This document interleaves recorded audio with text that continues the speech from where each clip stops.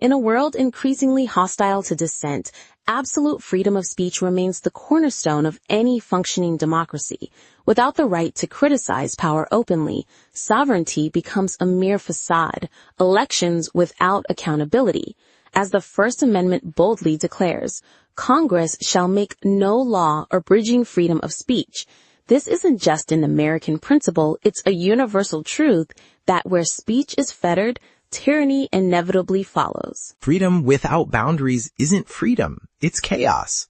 Just as we don't call freedom of movement the right to trespass into someone's home, we shouldn't call freedom of speech the right to inflict psychological trauma through hate speech. Rights exist in a delicate ecosystem where one person's freedom ends, where another's dignity begins. Isn't this a truth we recognize in every other aspect of civil life? This comparison between words and physical violations betrays a fundamentally infantilizing view of society. Are we to imagine citizens incapable of resisting the force of words, of countering them, of rejecting them? John Stuart Mill showed us the way. If all mankind minus one were of one opinion, mankind would be no more justified in silencing that one person than he, if he had the power, would be justified in silencing mankind. Are we so fragile that we need protection from ideas? This isn't about fragility. It's about empirical reality.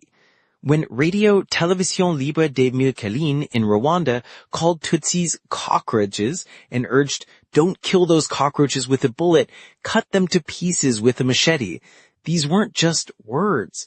They were the prelude to massacre. We don't need to conjure hypothetical specters when we have tangible evidence before us. Normalized online hate speech translates into physical violence. The OSCE data doesn't lie. 9,891 hate incidents in a single year. What you're describing is the exception that proves the rule. Are we comparing situations of extreme social fragility like pre-genocide Rwanda to established democracies? That's an analogy that doesn't hold. Data collected by Freedom House shows the opposite correlation. Countries with greater freedom of expression have more stable institutions and less corruption. Look instead at China, described by Reporters Without Borders as the world's biggest prison for journalists. Is that the model you prefer? Karl Popper's paradox of tolerance perfectly answers this objection. A society that practices unlimited tolerance towards the intolerant is destined to be destroyed.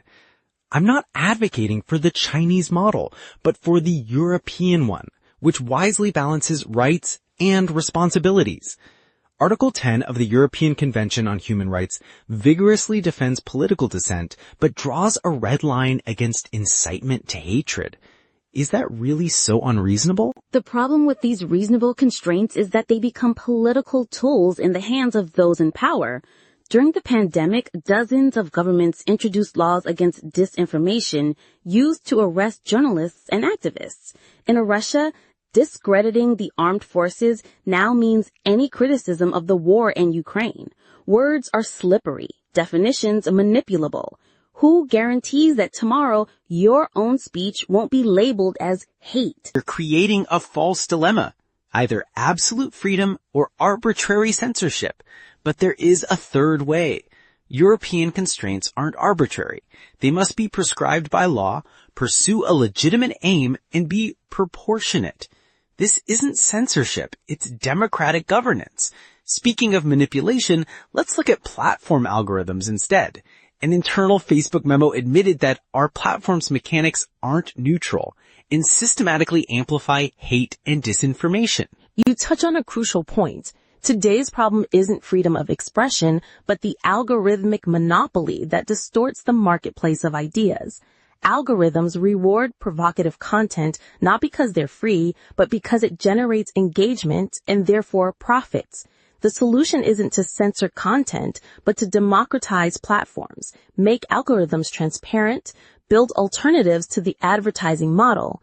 The answer to a distorted marketplace of ideas isn't to abolish the market, but to make it truly free. I agree on the need to regulate algorithms, but it would be naive to think that's enough.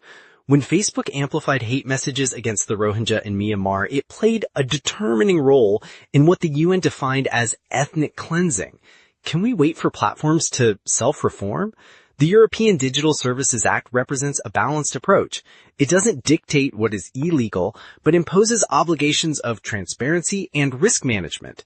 Is this censorship? No, it's not censorship, but it could become so if we don't vigilantly monitor it.